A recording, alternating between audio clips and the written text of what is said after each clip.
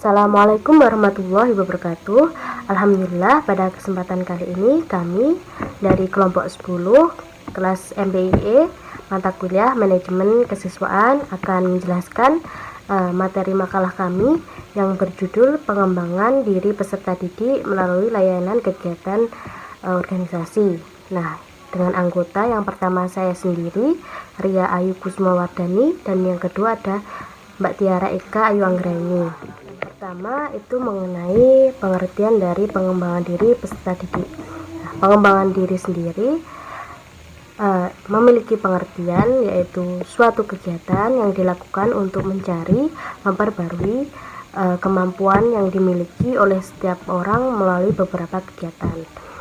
Kemudian pengembangan diri peserta didik adalah proses kegiatan untuk mencari dan menggali potensi diri sesuai dengan minat dan bakat yang dilakukan oleh setiap manusia yang berada pada jenjang pendidikan tertentu. Nah, dalam kegiatan pengembangan diri peserta didik ini, kegiatannya itu tidak hanya melalui kegiatan pembelajaran di dalam kelas, akan tetapi bisa melalui kegiatan lain di luar kelas. Nah, kegiatan-kegiatan tersebut biasa dibagi menjadi 3, yaitu kegiatan intrakurikuler, kegiatan kokurikuler, dan kegiatan ekstrakurikuler. Pertama itu kegiatan intrakurikuler. Pengertiannya yaitu rangkaian kegiatan utama dalam pendidikan yang di dalamnya peserta didik itu menerima materi pembelajaran setiap hari sesuai dengan kurikulum yang telah ditetapkan oleh sekolah. Nah, sekolah di sini akan diberikan kebebasan untuk memilih strategi, metode, dan teknik-teknik pembelajaran dan pengajaran yang efektif sesuai dengan karakteristik mata pelajaran, siswa, guru, dan kondisi sumber daya yang tersedia di dalam suatu sekolah. Nah, kemudian ada kegiatan kokurikuler. Nah, pengertiannya yaitu kegiatan yang dalam pelaksanaannya itu dilakukan di luar kelas atau di luar jam pelajaran dengan tujuan untuk membantu peserta didik dalam hal pendalaman serta penghayatan materi yang telah didapatkan dalam kegiatan intrakurikuler sebelumnya. Nah, yang terakhir yaitu ada kegiatan ekstrakurikuler. Pengertiannya yaitu kegiatan yang telah disusun oleh sekolah yang dilakukan pada jam di luar sekolah yang berguna untuk mengembangkan keterampilan, minat, dan bakat yang dimiliki peserta didik. Nah, tujuan lain dari kegiatan ekstrakurikuler ini yang pertama itu untuk memperluas sekaligus juga mendalami pengetahuan serta kecakapan yang sesuai atau sejalan dengan program kegiatan yang terdapat dalam kurikulum sekolah. Yang kedua itu dapat membantu memahamkan peserta didik dalam mengaitkan hubungan antar beberapa pembelajaran. Nah, yang ketiga itu menjadikan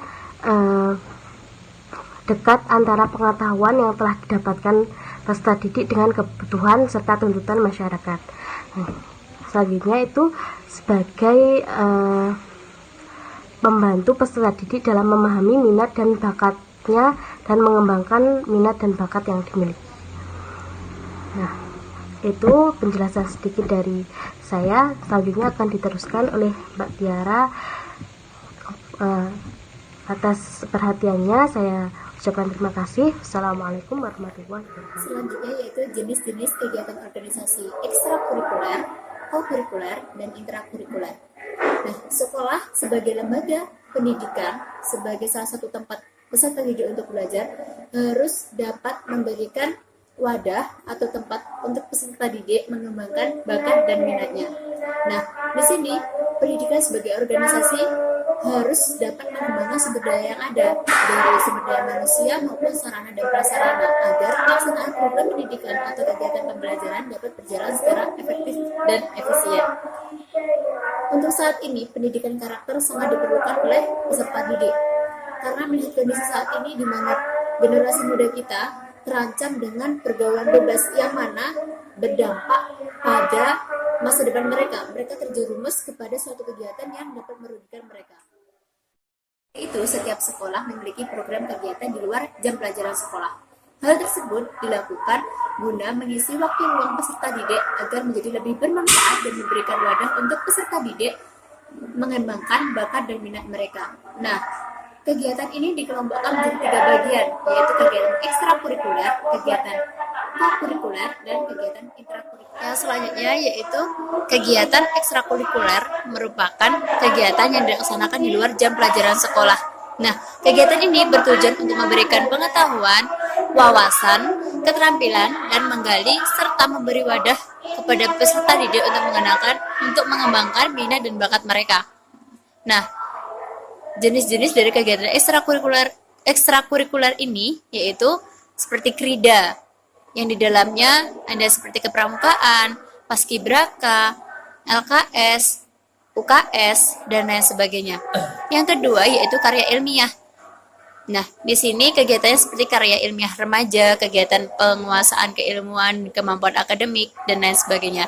Yang ketiga yaitu latihan olah bakat dan latihan olah minat, yang seperti olahraga seperti voli, basket, jurnalistik, teater, teknologi informasi dan komunikasi, dan lain sebagainya. Yang keempat yaitu kegiatan keagamaan, yang mana di dalamnya seperti qiraah, baca tulis Al-Quran, ceramah keagamaan, dan lain sebagainya. Nah, di sini kegiatan ekstrakurikuler dapat dilakukan secara individu maupun berkelompok. Jika secara individu yaitu untuk mengembangkan minat dan bakat mereka secara individu. Nah, jika dilakukan secara berkelompok, maka mereka mengembangkan atau lebih mementingkan kepada suatu kelompok tersebut. Yang kedua yaitu kegiatan kokurikuler. Kegiatan kokurikuler ini juga merupakan kegiatan yang dilakukan di luar jam pelajaran sekolah. Nah, kegiatan tersebut bertujuan untuk membantu peserta didik dalam memahami dan menghayati materi-materi yang akan dipelajarinya. Nah, dalam prakteknya kegiatan kokurikuler bisa berasal dari beragam kegiatan, yaitu seperti mendalami materi-materi tertentu, melaksanakan riset, mading, ataupun yang lainnya. Contoh dari kegiatan kokurikuler itu sendiri yaitu guru dapat memberikan tugas kepada peserta didik guna untuk mengetahui sejauh mana peserta didik tersebut menguasai materi yang telah diberikan. Nah, di sini antara guru satu dengan guru yang lainnya atau guru mapel satu dengan mapel yang lainnya dan memberikan materi atau memberikan tugas harus saling berkoordinasi, karena jika tidak akan memberikan efek yang tidak baik kepada peserta didik itu sendiri. Peserta didik akan merasa terbebani atau nanti bisa dikatakan overdosis dengan tugas-tugas yang diberikan ataupun materi yang diberikan.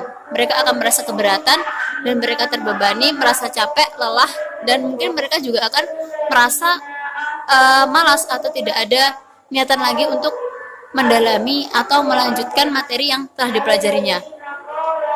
Nah, di sini perlunya seorang guru dengan guru yang lain melakukan koordinasi dan kerjasama bagaimana dalam penyampaian materi atau pemberian tugas ini nanti siswa tidak merasa terbebani atau overdosis dengan apa yang telah diberikan.